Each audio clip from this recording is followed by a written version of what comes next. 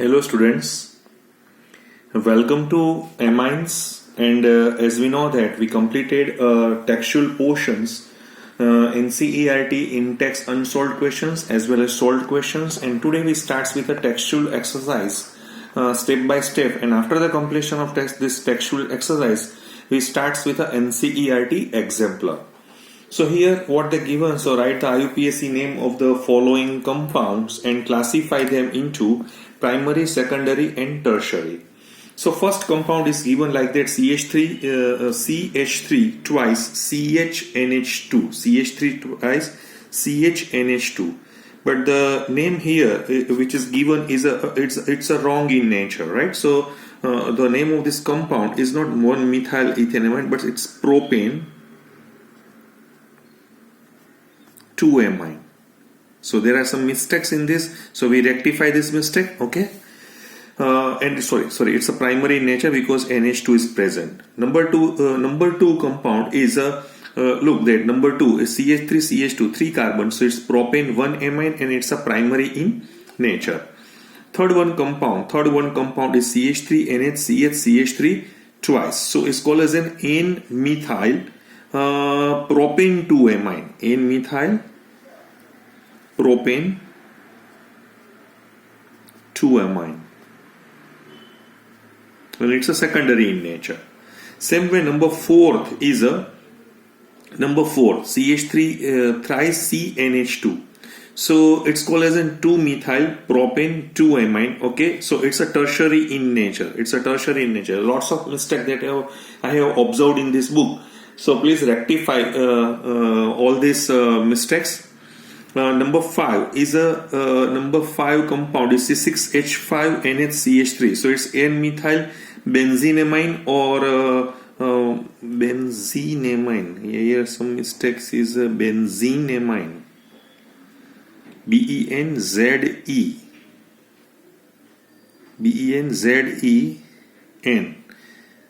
or you have to write N-methyl aniline. It's a secondary in nature.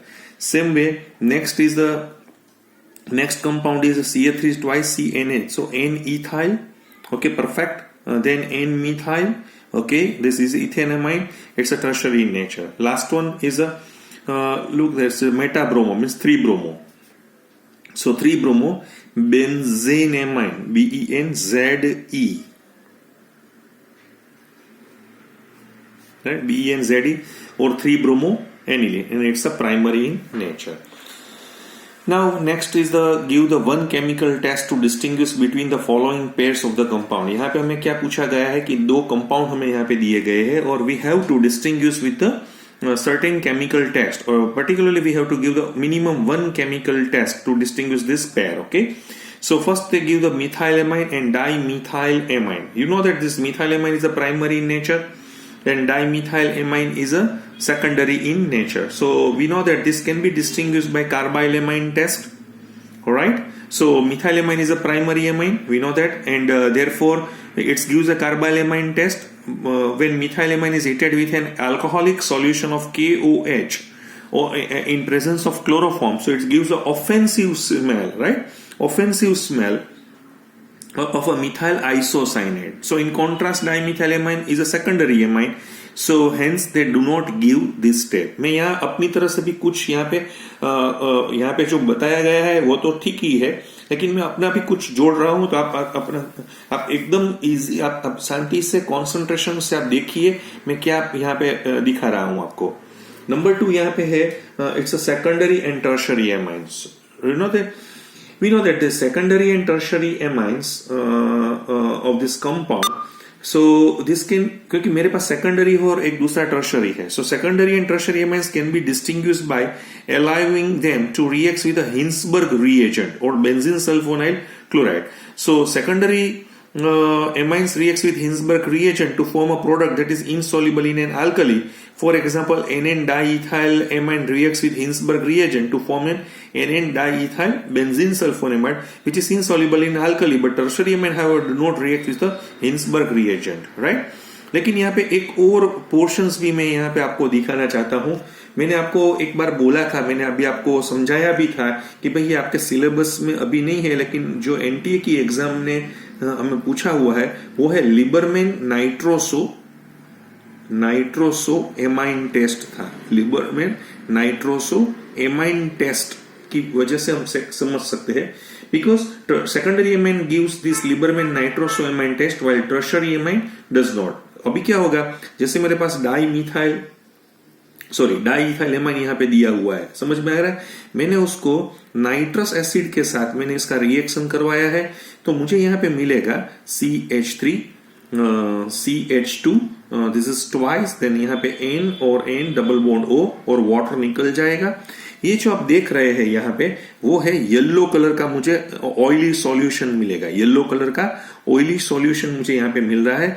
हमें मालूम है इसका जो नाम है वो है N नाइट्रोसो, उसको हम क्या बोलेंगे, N nitroso di ethyl amine बोलेंगे, N nitroso di ethyl amine.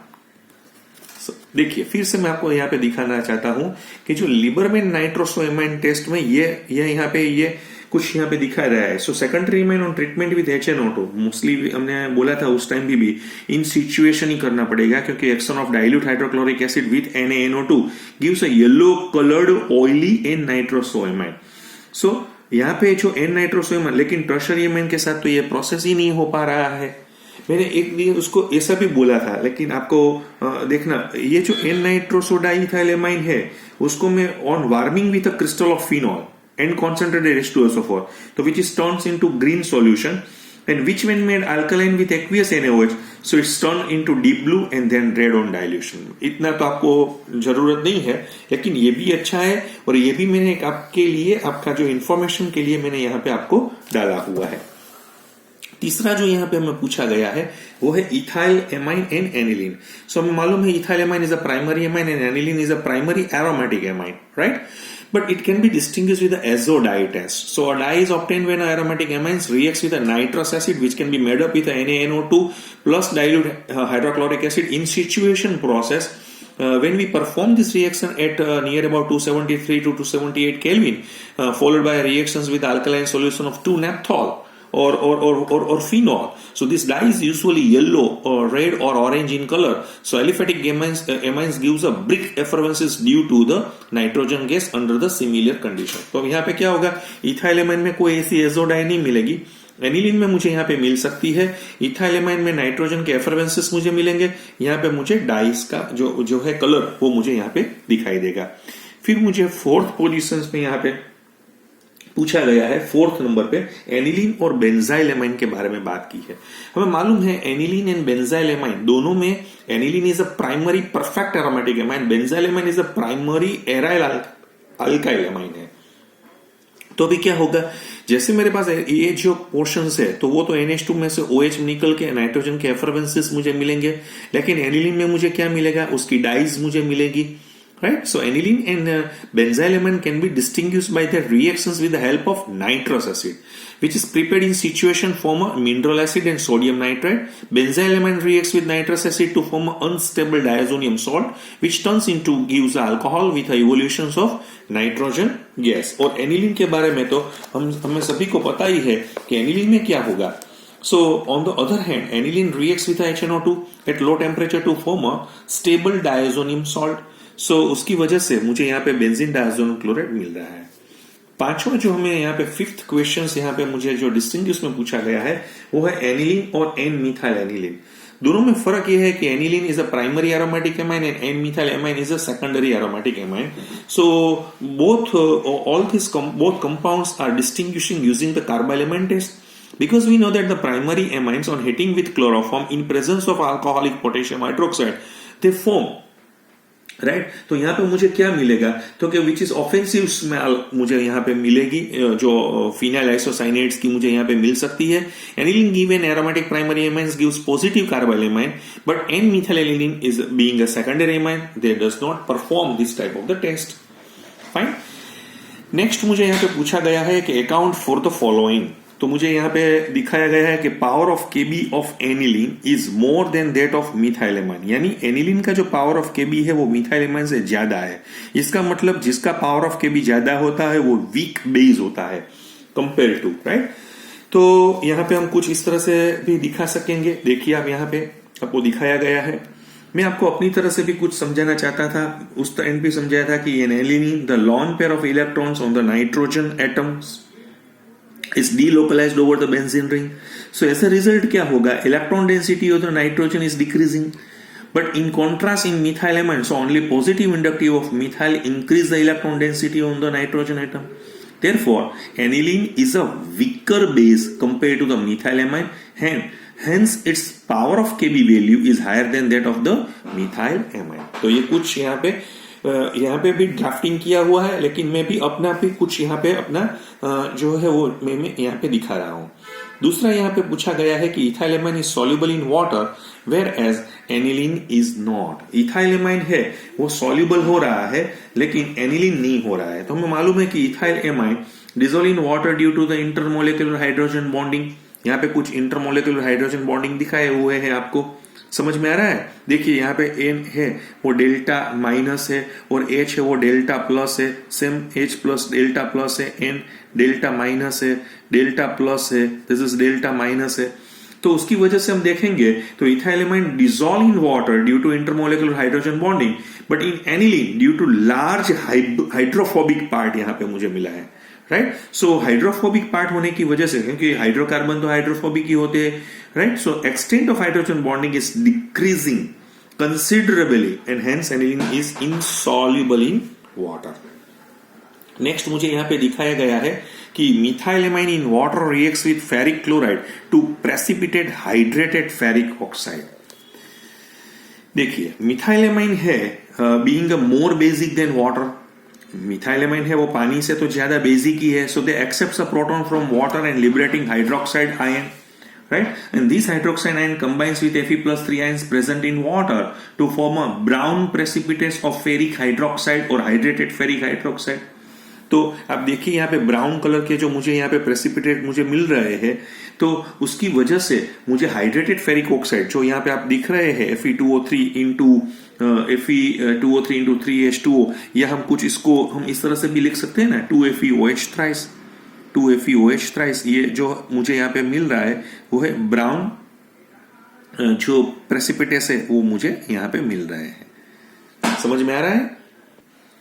Next मुझे पूछा गया है कि although amino group is an orthopara directing in aromatic electrophilic substitution reactions, aniline or nitrations gives a substantial amounts of meta nitroaniline. देखिए हमें मालूम है कि nitrations is carried out with a mixture of a concentrated HNO3 and concentrated H2SO4. We know that this mixture is called as a nitrating mixture. In presence of this acid, most of the aniline get protonated to form a anilinium ion, because aniline is a basic in nature, and this acids are joined and they convert into anilinium ion. Therefore, in presence of acids, the reaction mixture consists of aniline and anilinium ion. And we know that NH2 group aniline is a orthopara directing group and activating, while the NH3 group in anilinium ion is a meta directing and deactivating. Clear? So when nitration of aniline due to the steric hindrance at ortho positions mainly gives a para-nitroaniline, and the nitration of anilinium ion gives meta-nitroaniline, but in actual practice approximate 1:1 mixture of para-nitroaniline and meta-nitroaniline is obtained. Clear? Fine? मैंने थोड़ा ज्यादा यहाँ पे आपको discuss भी किया हुआ है तो आपको समझ में आ गया होगा. Next, aniline does not undergo Friedel-Crafts reactions. We know that aniline, being a Lewis acid, right, reacts with a Lewis acid AlCl3 to form a certain types of salt. जैसे यहाँ पे आपको जो Lewis base है, यहाँ पे Lewis acid है, हमें मालूम है उसके पास जो लॉन पेयर है, तो वो लॉन पेयर AlCl3 के साथ जुड़ने से यहाँ पे सॉल्ट मुझे यहाँ पे NH2+ और AlCl3- का मुझे मिल गया है. So due to the presence of a positive charge on this nitrogen atom in the salt, the group NH3AlCl3, right, act as a strongly deactivating group. यहाँ पे क्या हो गया है, strongly deactivating group में की वजह से as a result it reduces the electron density in the benzene ring, and aniline does not undergo Friedel-Crafts either alkylation or acylation reaction. Fine. Next मुझे यहाँ पे पूछा गया है, देखिए आप मुझे यहाँ पे दिखाया गया है कि diazonium salts of aromatic amines are more stable than those of the aliphatic amines.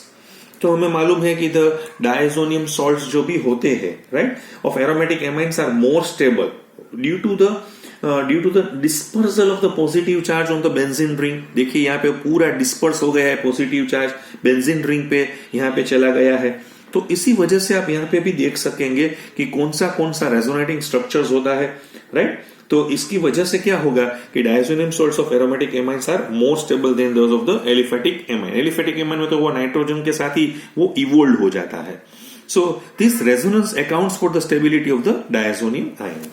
Next मुझे यहाँ पे पूछा गया है, देखिए आप नेक्स्ट क्वेश्चंस मुझे यहाँ पे पूछा गया है, Gabriel phthalimide synthesis is prefer for the synthesising primary amines. Mind well, Gabriel Thalamide reactions gives pure primary amine, right?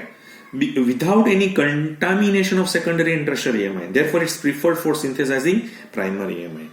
तो वो जो प्योर कंपाउंड मुझे यहाँ पे मिलेगा, फॉर्मेशन ऑफ, यहाँ पे मैं अपनी तरह से भी कुछ जोड़ना चाहता हूँ, pure primary amines, only secondary tertiary amines are not form in this synthesis, right. यहाँ पे प्योर लिखा ही हुआ है, तो उसके बारे में आपको पता चल गया होगा। यहाँ पे कुछ यहाँ पे दिखाया गया है कि arrange the following, the decreasing order of the power of KB value. देखिए आपको पावर ऑफ केबी की डिक्रीजिंग ऑर्डर में चला जाना है, यानी हमें जो लास्ट में होगा वो हमें देखना पड़ेगा कि पावर ऑफ केबी का डिक्रीजिंग ऑर्डर है। देखिए फिर से मैं आपको समझा, पावर ऑफ केबी का डिक्रीजिंग ऑर्डर यानी पावर ऑफ केबी ज्यादा मुझे पहले रखना है, यानी जो कम से कम बेसिक है, क्योंकि जितना पावर ऑफ केबी ज्यादा होगा उतना केबी कम होगा, जितना केबी कम होगा उसकी बेसिसिटी कम होगी। तो मुझे देखना है कि ये जो कंपाउंड्स मुझे यहाँ पे दिखाई दे रहे हैं, तो उसमें जो एनिलीन आपको यहाँ पे दिखाई दे रहा है, राइट। तो मुझे मालूम है कि due to the delocalization of the lone pairs of the electron of the nitrogen atom over the benzene ring, aniline and both this compound are less basic than the remaining this two compound. दूसरा क्या है, due to the positive inductive effect of the methyl group. तो अभी ये दोनों में इसकी methyl की पॉजिटिव इंडक्टिव इफेक्ट नहीं हो जाने की वजह से this is more basic than the aniline. तो अभी मुझे मालूम पड़ गया कि ये दोनों में से ये कम से कम बेसिक है, यानी पावर ऑफ के भी उसका ज्यादा होगा, इसका कम होगा। अभी ये दोनों के बारे में हम समझना चाहते हैं। Among C2H5NH2 and this C2H5 twice NH, right, is more basic. C2H5NH2 is due to greater inductive effect of the 2C2H5 group and stabilization of this conjugated acid by hydrogen bonding. So combining all these facts, so the relative strength मुझे यहाँ पे आपको कुछ दिखानी पड़ेगी, तो वो यहाँ पे आपको इस तरह से दिखाई दे रही है कि C6H5, देखिए यहाँ पे थोड़ा यहाँ पे एक प्रॉब्लम्स भी मुझे यहाँ पे दिखाई दे रहा है। ओके फाइन, यहाँ वो जो है ना आपको लास्ट आंसर यहाँ पे ही दिया हुआ है, देखिए। तो ये हमारा आंसर हो जाएगा C6H5NH2, C6H5NH CH3, C2H5NH2 and C2H5 twice NH। समझ में आ गया। दूसरा जो मुझे क्वेश्चन यहाँ पे पूछा गया है वो है increasing order of the basic strength, यानी मुझे बेसिक स्ट्रेंथ की इंक्रीजिंग ऑर्डर में दिया गया है। तो जो मुझे दिया गया है वो आपको देखना पड़ेगा कि देखिए यहाँ पे एनिलीन तो कम से कम ही होगा, उसके आगे ये होगा, फिर मिथाइल और इथाइल के बारे में यहाँ पे बात समझाई गई है। तो मैं कुछ इस तरह से दिखा सकता हूं ना नंबर 2 में। तो ये जो C2H5 मुझे यहाँ पे जो कंपाउंड दिए गए हैं वो 4 कंपाउंड यहाँ पे दिए गए हैं जो सेकंड में। तो C6H5NH2 होगा, फिर C6H5NHCH3 होगा, देन मिथाइलेमाइन, देन डाइमिथाइलेमाइन। आपको समझ में आ गया होगा, क्योंकि मुझे मालूम है कि methylamine and dimethylamine both are primary, but due to greater inductive effect of the 2 ethyl group over 1 CH3 group, so ये जो है वो ज्यादा बेसिक हो जाता है मिथाइल एमाइन के सामने। क्लियर। तीसरा ऑर्डर मुझे यहाँ पे दिखाया गया है, वो मुझे कहा है कि increasing order of the basic strength by aniline, paranitroaniline and पैराटोल्यूडीन।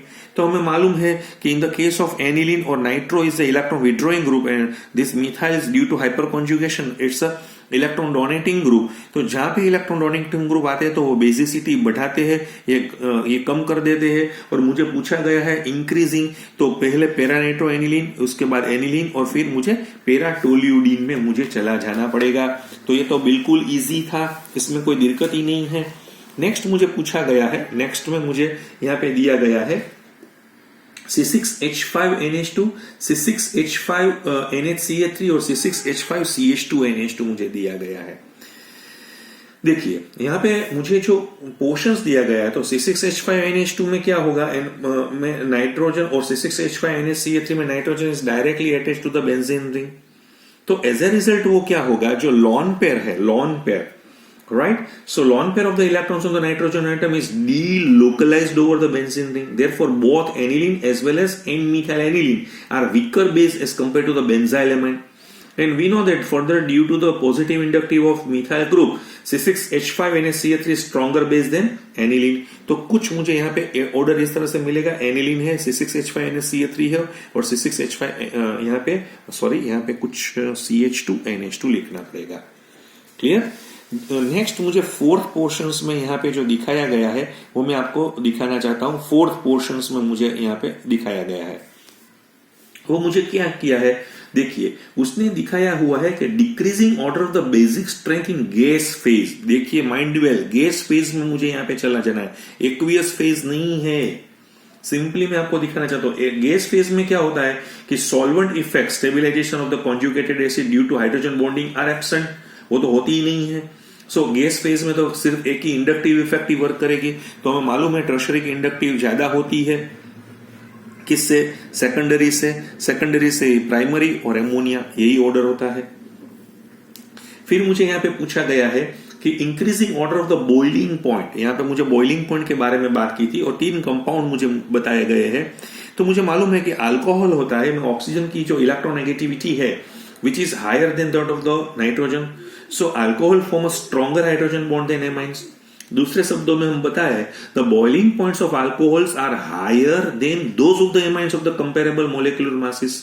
जैसे मेरे पास इथेनॉल है तो उसका मोलिकुलर मासिस क्या होता है, 46 होता है, which is higher than those of the dimethylamine and ethylamine, क्योंकि दोनों के 45 है, near about है। So the extent of hydrogen bonding which is depends upon the number of hydrogen atoms on the nitrogen atom. So primary amines में 2 hydrogen atom होते हैं वो on the nitrogen atom, और इसका so they having higher boiling points than the secondary amine, क्योंकि secondary amine containing only 1 hydrogen atom. तो कुछ इस तरह से हम दिखा सकेंगे, तो उसका ऑर्डर है CH3 ट्वाइस, इस तरह से हम दिखा सकेंगे। समझ में आ रहा है? नेक्स्ट पोर्शंस मुझे यहाँ पे दिखाया गया है, वो मुझे यहाँ पे समझाया है कि सॉल्युबिलिटी की बात यहाँ पे समझाई है कि increasing order of the solubility in water. मुझे वाटर में सॉल्युबिलिटी की बात मुझे यहाँ पे आपको समझानी पड़ेगी। तो मुझे मालूम है कि solubility decrease with increase in molecular mass, right.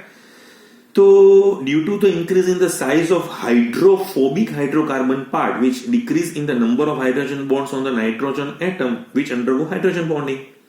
So now among the given compounds, यहाँ पे जो दिया गया है कि जैसे एनिलीन है, so has the highest molecular mass 93 followed by this C2H5 twice NH with a molecular mass 73 while this C2H5NH2 is the lowest molecular mass 45। तो ये जो मास यहाँ पे है ना, आपको कुछ मास की बात यहाँ पे दिखाई नहीं गई है, लेकिन मैंने फिर से आपको समझाना चाहता हूं कि जो इसका जो मास है वो मुझे 93 मुझे मिल रहा है, उसका जो मुझे मिल रहा है वो 73 है मोलिकुलर मास है, और उसका 45। देखिए ये जो मैं आपको दिखाना चाहता हूं वो है मोलिकुलर मास। क्लियर? तो ये मोलिकुलर मास की वजह से हम यहाँ पे कुछ इस तरह से दिखा सकेंगे। फाइन। नेक्स्ट मुझे यहाँ पे दिया गया है कि हाउ विल यू कन्वर्ट, अभी मुझे कन्वर्ट करना है। ये कन्वर्जन्स का बहुत ज्यादा ये थोड़ा हेल्दी पोर्शंस है, रिचेस्ट पोर्शंस ये लेसन में हम कह सकते हैं कि मुझे इथेनोइक एसिड से मीथेन एमाइन में चला जाना है। इथेनोइक एसिड में कितने कार्बन है? 2, और मुझे जाना है किसमें? 1 में, यानी मुझे कम करना है। तो ये चैप्टर में कम करने के लिए मुझे हॉफमैन ब्रोमीमाइड रिएक्शंस की जरूरत पड़ेगी, राइट। तो मैं जो रिएक्शंस है तो मैं उसको एमाइड तक मुझे खींचने के लिए SOCl2 से मुझे प्रोसेस करनी पड़ेगी। तो यहाँ पे HCl निकल जाएगा। तो जो मुझे कंपाउंड, यहाँ पे कोई भी नाम नहीं लिखा हुआ है, फिर भी मैं यहाँ पे आपको लिख लेता हूं क्योंकि आपको लिखना ही पड़ेगा। यहाँ ये इथाइनॉल क्लोराइड हो जाएगा। फिर मैंने एमोनिया के साथ, एक्सेस एमोनिया के साथ उसकी प्रोसेस कराई है, तो वो मुझे यहाँ पे इथेन एमाइड में चला जाएगा। फिर ब्रोमीन और NaOH या KOH जो भी आप यूज करना चाहते हैं वो आप कर सकते हैं। मैं एक बार यहाँ पे लिख देता हूं, ये जो है वो है हॉफमैन ब्रोमीमाइड रिएक्शन है, हॉफमैन ब्रोमेमाइड रिएक्शंस मुझे यहाँ पे मैं उसका कन्वर्ट कर दूंगा तो ये CO निकल जाएगा और मीथाइलएमाइन में चला जाएगा। दूसरा यहाँ पे दिखाया है hexane nitrile into 1 amino pentane, यानी 6 में से मुझे कितने में जाना है, 5 में मुझे चला जाना है। तो मैं कैसे कर दूंगा, इसको कैसे कन्वर्ट कर सकता हूं? देखिए मेरे पास है हेक्सेन नाइट्राइल है, तो मैं उसका एसिडिक हाइड्रोलिसिस कराऊंगा, तो मैंने उसको कन्वर्ट कर दिया है हेक्सेनोइक एसिड में, हेक्सेनोइक एसिड में। फिर मैंने SOCl2 के साथ उसका रिएक्शंस करवाया है, राइट। तो मुझे यहाँ पे जो मिल रहा है वो कंपाउंड है हेक्सेनोयल क्लोराइड मुझे मिल रहा है। फिर मैंने उसमें एमोनिया एक्सेस किया हुआ है और NH4Cl के जैसे इसका रिएक्शंस करवाया तो मुझे यहाँ पे मिल रहा है वो है हेक्सेनएमाइड मुझे मिल रहा है। फिर मैं यहाँ पे थोड़ा शॉर्ट में लिख देता हूँ, ये जो आप देख रहे हैं वो है हॉफमैन ब्रोमेमाइड रिएक्शन है, तो वो ब्रोमीन के OH की वजह से यहाँ पे मुझे मिलेगा 1 एमिनो पेंटेन। क्लियर। तीसरा मुझे यहाँ पे दिखाया गया है वो मिथेनॉल टू इथेनोइक एसिड, यानी मुझे एक में से 2 करने हैं, यानी एक मुझे बढ़ाना है। तो मिथेनॉल का रिएक्शन जैसे मैंने PCl5 या PCl3 या SOCl2 से मैं करवाऊंगा तो वो यहाँ से मिथाइल क्लोराइड में चला जाएगा। फिर मैंने अल्कोहलिक KCN या NaCN जो भी है वो यूज करूंगा तो यहाँ से NaCl निकल जाएगा। मुझे ये जो मिल रहा है उसको हम क्या बोलेंगे, इथेन नाइट्राइल बोलेंगे, इथेन नाइट्राइल। फिर मैं इसका एसिडिक हाइड्रोलिसिस करवा रहा हूं तो हाइड्रोलिसिस की वजह से जो साइनाइड है उसका कार्बोक्सिलिक एसिड में चला जाएगा। नेक्स्ट मुझे यहाँ पे दिखाया गया है इथेनेमाइन टू मीथेनेमाइन। अब देखिए 2 कार्बन में से मुझे 1 कार्बन में जाना है, मुझे 1 कम करना पड़ेगा।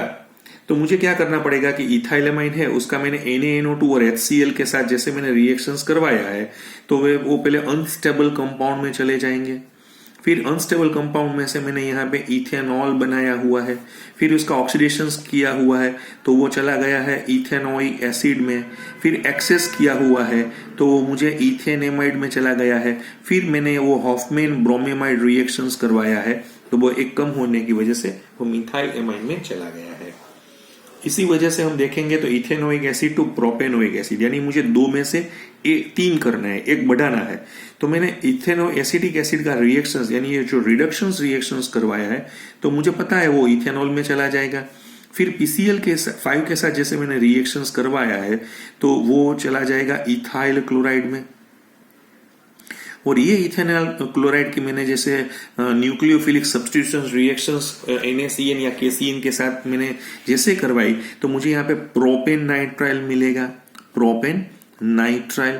और ये जो प्रोपेन नाइट्राइल का मैंने हाइड्रोलिसिस करवाया तो मुझे यहाँ पे प्रोपेनोइक एसिड मिल सकता है।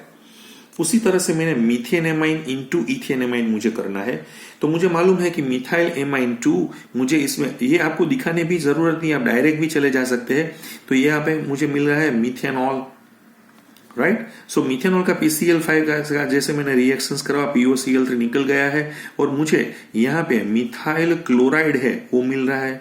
फिर मैंने इथेनॉलिक NaCN के साथ जैसे इसका रिएक्शन कराया साइनाइड में चला गया है और फिर उसका मैंने रिडक्शन करवाया है हाइड्रोजन निकल के साथ तो मुझे इथेनामाइन मिला हुआ है। उसी तरह से हम नाइट्रोमीथेन इनटू डाइमिथाइल एमाइन करना चाहते हैं तो नाइट्रोमीथेन में मैंने उसका रिडक्शन SnHCl या हम यहाँ पे FeHCl भी यूज कर सकते हैं। तो ये जो प्रोसेस है उसको हम रिडक्शन बोलेंगे।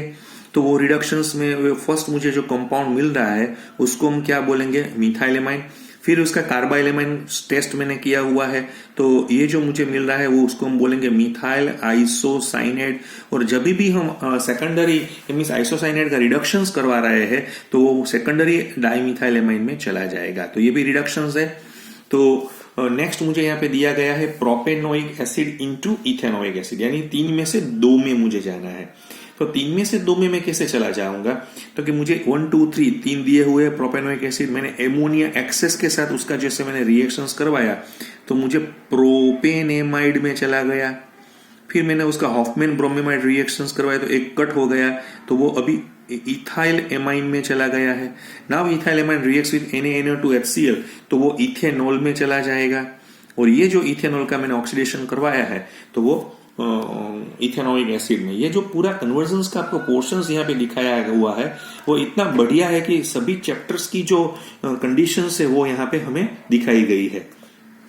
13.6 में मुझे यहाँ पे दिखाया गया है कि describe a method for the identification of primary, secondary and tertiary amine and also rights there chemical equations for the reactions involve. वो जो डिस्क्रिप्टिव पोर्शन होगा तो वो मैं पूरी तरह से डीप में नहीं चला, आपको मालूम ही है कि primary, secondary and tertiary amines can be identified and distinguish by Hinsberg test. वो हिंसबर्ग टेस्ट हमको मालूम है, तो उसमें बेंजीन सल्फोनाइल क्लोराइड के साथ जैसे हमने प्राइमरी एमाइन है, बाद में मैं उसको KOH के साथ प्रोसेस कराऊंगा। तो ये जो पूरी शॉर्ट नोट है वो आपको इस तरह से दिखाई भी दे रही है। अभी जो नेक्स्ट लेक्चर में हम मिलेंगे, आज हम यहीं पे रुकेंगे। नेक्स्ट में हम क्वेश्चन नंबर 6 तक हम पहुंचे हुए हैं यहाँ पे। तो 7 से मैं नेक्स्ट में नहीं, आज मैं थोड़ा 7 का भी बात कर लेता हूं आपके साथ, क्योंकि 7 में भी यही पोर्शंस यहाँ पे दिखाया हुआ है। अब देखिए, write the short note of the following. Carbylamine test हमने पढ़ लिया है, डायजोटाइजेशन भी हमने पढ़ लिया है, हॉफमैन ब्रोमेमाइड भी हमने पढ़ लिया है, कपलिंग रिएक्शंस हो गया है, एमोनोलिसिस जो हमने 12 प्राइमरी, सेकेंडरी, टर्शरी, क्वार्टरनरी में चले गए थे, एसिटाइलेशन भी हमने पढ़ लिया है, गैब्रियल थैलेमाइड सिंथेसिस। जो भी डिस्क्रिप्टिव पोर्शन होगा तो वो मैं दूसरी बार में उसको नहीं ले जाऊंगा, लेकिन उसकी PDF डेफिनेटली मैं आपको शेयर करूंगा ताकि आपको यहाँ पे पता चल सके। नेक्स्ट लेक्चर में हम 13.8 के साथ आपके साथ मिलेंगे। Thank you very much.